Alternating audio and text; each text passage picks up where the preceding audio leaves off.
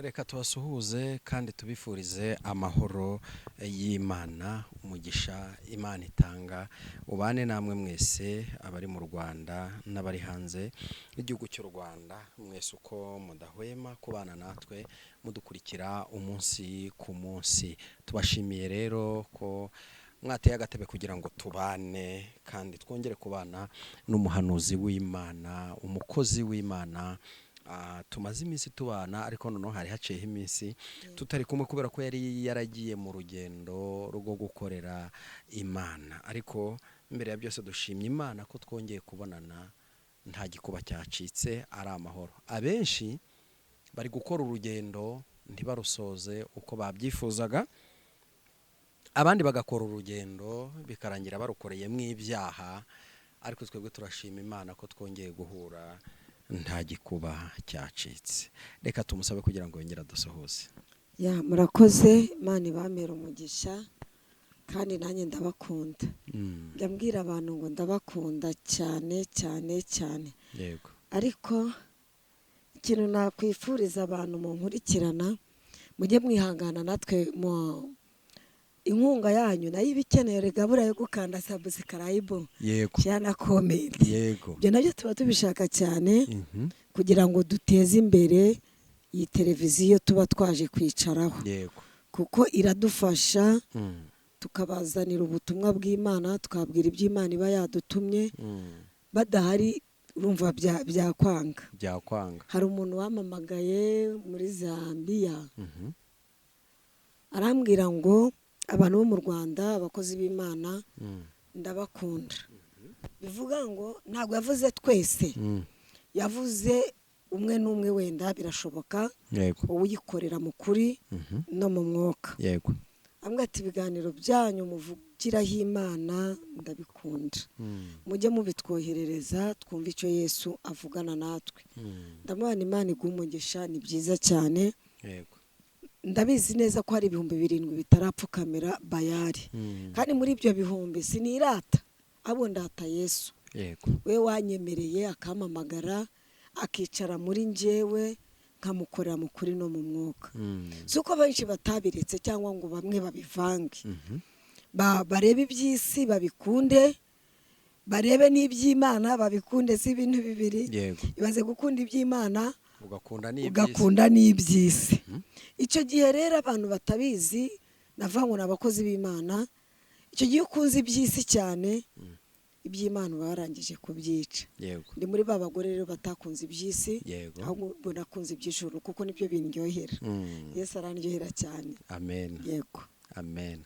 Kubaho ni Kristo. Kubaho ni Kristo. Gupfa ni inyungu. Gupfa ni inyungu. Umukristo wese w'ukuri. Umukristo mbese Ni ukuri. wemera Imana. Ibyari inyungu bikakubera igihombo, ngo wabireba ukabibona nk'ibibambwe. Nabireba ku musaraba. Ni ukuri. Nareba bya bindi bamvuga, nareba bya bindi bansebya, bavuga ati dore uko gisa, ubwo byose nkabireba nk'ibigize gute. Nk'ibibambwe. Kandi Yesu aravuze ngo ushaka kunkurikira wese Yego. yiyange. Yego. Ntabwo gukurikira Yesu biba byoroshye. Tugomba kumukurikira, babyanga babyemera, tugomba gukurikira Yesu. Arega na Yesu aza mu isi, ibyo mujye mubimenya. Na Yesu aza muri iyi si nta muntu wigeze amwemera. N'ibyo yakoraga byose nta wamwemeraga. Baravuga ati nagende. Ariko iyo uzi ko uyu mugabo ukurikiye, njyewe ibi mvuga, ibi bintu by'Imana, imyaka maze mu kuvugira Imana, nahuriyemo ibihanda byinshi, muramo n'ibigeragezo byinshi, ariko ndavuga ngo mpfa kuba naramenye Imana. Uyu mugabo namenye ni umugabo ukomeye, ni umugabo w'intwari, aruhura abarushye n'abaremerewe. Icyo gihe nari naniwe kandi nari ndushye. Niyo mpamvu nanjye mvuga ngo nzamukurikira. Yego. Uko byasa kose. Uzamukurikira. Yego. Mu bibi no mu byiza. No mu byiza. Yego. Abandi bajya mu murenge bakajya gusezerana bakavuga ngo wa mugabo we ngo tuzabana mu bibi no mu byiza. Siko mujya gusezerana, sindasezerana mu mbabarire. Siko babivuga. Yego. Nanjye nasezeranye na Yesu. ndamubwira ngo haba mu bibi cyangwa mu byiza, Yesu sinzakureka, nzabana nawe, hari aho wankuye, hari n'aho washyikije. ariko ndifuza ko tuzagirana ubuhamya, ikiganiro cy'ubuhamya. Ni ukuri abantu bakagira ibintu. Buriya ngira ubuhamya buruhije, bubabaye, ariko nzi neza ko nzabubaha. Ndi umugore ukunda Imana, waciye mu bintu bibi cyane, ariko nkanga nkavuga ngo Yesu wanjye, sinzakuvaho, sinzakureka, sinzagutererana. Yego, nawe rero umuntu uzankurikirana, uzambabarire ibigeragezo uri gucamo byose, ndakwinginze, intambara uri kunyuramo, uzambabare, ntuzareke Yesu, uzamubeho akaramata. Nzi ko hari ibyo azakora, bya bindi bikugoye mu rugendo, mu kazi ukora, mu rugo urimo, wenda uri mu ntambara, uri mu kazi ugacuruza bikanga ugahomba, ariko komera kuri Yesu. Njya mbabwira ngo komera kuri Yesu, mwikomezeho. Burangira nkunda ra jambo riri muri Matayo 8:8, rivuga ngo Yesu ngo amanuka ku musozi, abantu benshi bari bamwiteze, kandi koko barangije bagira gute, baranamukurikira. Baravuga ngo uriya mugabo nta wundi niwe ugomba gukemura ibibazo byacu dufite, kandi koko Yesu ajya abikemura. Nshuti yanjye, wirambirwa, Yesu ajya abikemura.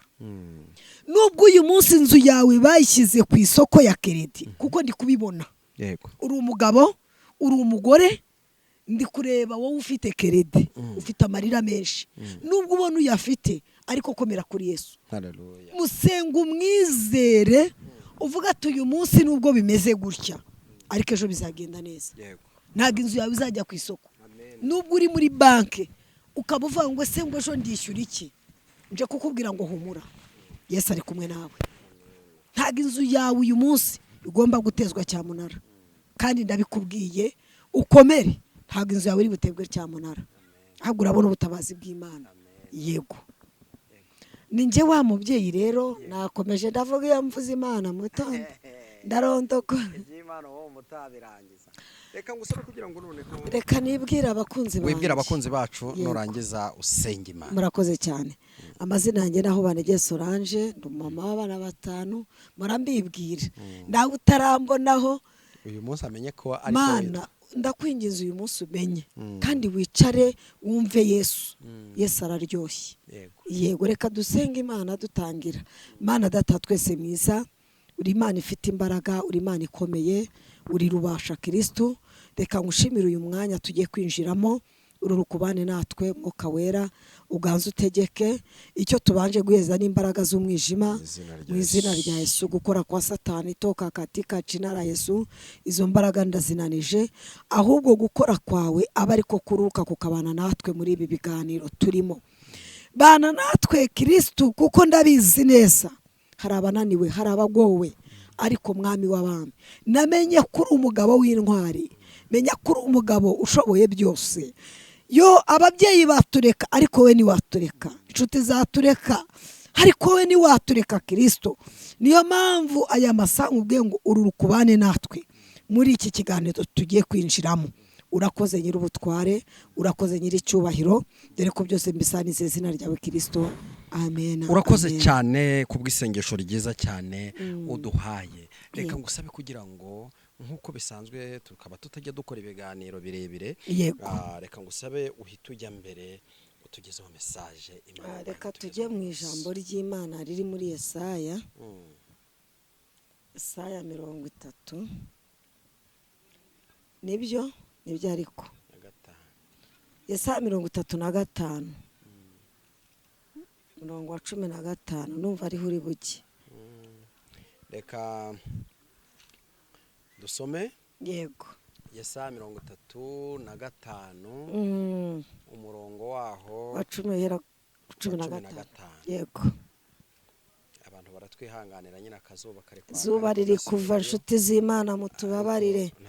ariko dusome mu izina rya Yesu Kristo. yego Kandi nabatumyeho n'abagaragu banjye b'abahanuzi. yego buretse gato aravuga ngo kandi nta wundi wabivugaga Yego. yari Yesu sibyo Yego. yaravuze ngo kandi nabatumyeho abagaragu banjye. Abagaragu ni bande? Ni twebwe inshuti zanjye. Yego. Imana ishimwe, haleluya. Komeza. Nkazinduka kare nkabatuma nti. Nkazinduka kare kare nuko yasaba yadutumye kare kare. Nkazinduka kare kare. Yego. Nkazinduka nkavuga ariko wabivuga hari abari kumva n'abatari kumva. Yesu tugirira ibambe. Komeza. Nimugaruke umuntu wese areke inzira ye mbi. Nimugaruke buri muntu wese areke inzira ye mbi. Ni inzira y'iki? Ni inzira y'ibyaha. Imana ishimwe cyane. Amen. Ni bya bindi uri kunyuramo bitari byiza Imana idashaka. Ariko Yesu ubu tuvugana akaba ashaka kuca mu nzira nziza, ukareka ingeso mbi. Ese uri umusambanyi? Ese uri umujura? Ese uri umurozi? Nge sinari nzi ko n'umurozi ashaka kugendana uburozi mu nzu y'Imana, barabugendana akajya kuroga abana b'Imana. Umwigisha yahaguruka agiye kwigisha bakamuroga ahagaze ku ruhimbi. Ntago nari nzi ko bibaho. Ntago nari nzi ko umudiyakoni mugenzi we yamuroga akamwica agapfa bakamuhamba. Ntago nari nzi ko ibyo byabaho mu nzu y'Imana. Ariko Yesu ari kubabwira ngo nimugaruke mureke inzira zanyu mbi. Imana ishimwe. Komeza.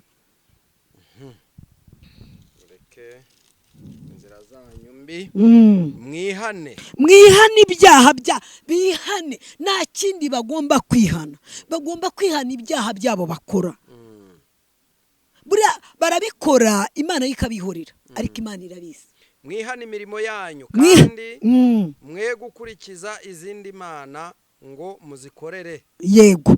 Bere gukurikiza izindi mana ngo bagire gute? Ngo bazikorere. Ntago narizi ko umurokore cyangwa umuntu wamenye Imana ajya mu bapfumu akajya gupfumaguza. Ese urajya kubaza iki? Iki Imana itakubwiye ninde muntu wakikubwira? Wa mugore we, iki Imana itakubwiye ku rugo rwawe umupfumu yakikubwira? Wa mugabo, iki Imana itakubwiye mu kazi ukora umupfumu yakikubwira? Kwa kikubwira akakuroha. Ese wa mukobwa ugiye gushaka umugatireka maze njye mu bapfumu? Ese iki Imana itakubwiye uyu munsi umwana w'umuntu azakikubwira? Iki Imana itakubwiye umwana w'umuntu azakikubwira? Wa musore, iki Imana itakubwiye umwana w'umuntu azakikubwira? Satani azakikubwira. Izo ni izindi mana, izi ziri hano muri Bibiliya abantu bakurikiza. Aribwo bwa burozi ndi kuvuga. Yego. Ariko nta kindi Yesu ashaka. Ashaka kubihana. Amen. Ashaka kagira gute? Ashaka ko yihana ibyaha byabo. Yego. Kuko Imana yo iri kubibona ikabireba bikamunukira. Ari kubibona akabona bidakwiriye kuba warizeye Imana, kuba wariringiye Imana, ko arakurikiye Yesu kavate nyamara nkunda Imana n'umutima wanjye wose. Warangiza ukajya mu bibi. Ese wa mugore, umugabo nimba atagukunze, reka twe tuvugisha ukuri. Nimba umugabo atagukunze, ese ni byiza kujya gucisha inzaratsi ngo uzimuhe? Ese inzaratsi zirubaka? Yesu atakubakiye ntabwo inzaratsi zakubakira. Nge nkubwiza ukuri. Nta wundi ugomba kubaka urugo uretse Imana. Nge buriya mu buzima bwanjye wenda ubwo buhamya nzabubaha. Naravuga ngo umugabo natankunda azabyihorere, azarorere. Nageze gute? Nagiye gucisha inzaratsi. Nanyanga otsoke azabyihorere. Ahubwo nzasenga Imana ankunde cyangwa bireke. Yego. Imana mu gihe Yesu ankunda. Muri byaro ngo kubw'imbabazi ze nyinshi n'amahoro.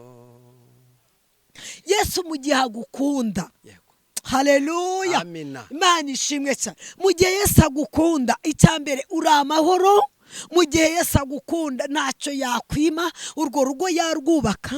Mu gihe Yesu agukunda yaguha akazi keza. Mu gihe Yesu agukunda yakujyana mu bihugu by'amahanga.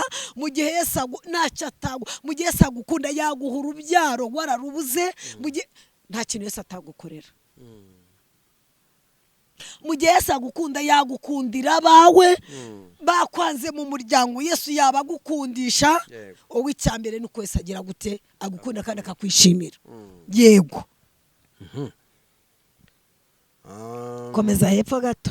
Niho muzaba mu gihugu, niho muzaba mu gihugu nabahaye. Ese icyo gihugu turakigereranya n'iki? Mwe n'abasogokuruza. Yego.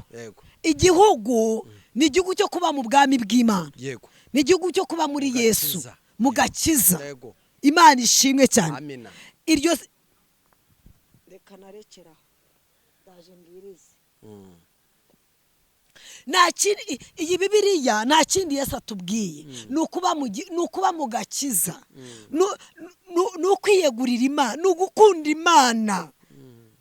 Ni mu nkunda nzabakunda. Abashakana umwete bazambona. Ese Yesu nutamushakana umwete uzamukura hehe? Ese azagusanga muri bya byaha?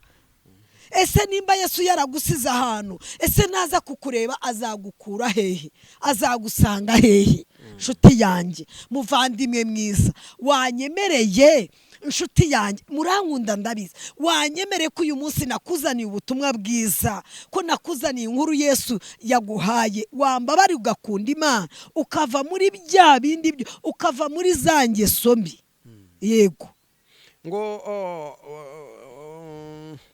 muzaba niho muzaba mu gihugu. Yego. Nabahaye mwe n'abasogokuruza. Yego. Ariko ntimwanteze amatwi. Ariko nimwaneze amatwi, habe no kubyumva. Yo Mana Uwiteka we. Haleluya. Amen. Ngo ariko nimwagize mute bavandi? Ntago mwaneze amatwi. Yemwe ngo habe no kubyumva. Habe no kubyumva. Iyo ngeze hano ndababara. Ngo habe no kubyumva. Ntago mwaneze amatwi, habe no kunyumva. Nimwigeze munega amatwi. Naravuze, narabahamagaye, ndakubwira ngo va mu byo urimo. Ntago wigeze unega amatwi, habe no kunyumva. Habe no kugira gute? Habe no kubyumva. Yo Abantu babiteye umugongo. Abantu babiteye umugongo. Mana nidutabare. Yesu bamuteye umugongo kandi akibakunda. Yesu bamuteye ariko reka mbabwire. Ni ukuri kw'Imana. Buriya amazi amaze kugira gute? Ayazanya amazi. Se mwagize ngo nzajya mbazanira ibimenyetso byose. Iki ni igikombe. Iki ni kuri 07. Ndayikoresha haba kuri WhatsApp wanyenera, nta kibazo ndahari rwose. Wakoze cyane kubana natwe. Kandi Imana iguha umugisha. Yego. Naho ubutaha nawe inshuti yacu wari udukurikiye, utarakora subscribe ukora subscribe. Yego. Hamagara umukozi w'Imana agusengere. Yego. Umwe mu bakozi b'Imana bahagaze neza, ntabwo ari nk'ababandi. Ni ukuri kandi ndabizi ko ibintu byose bizagenda neza.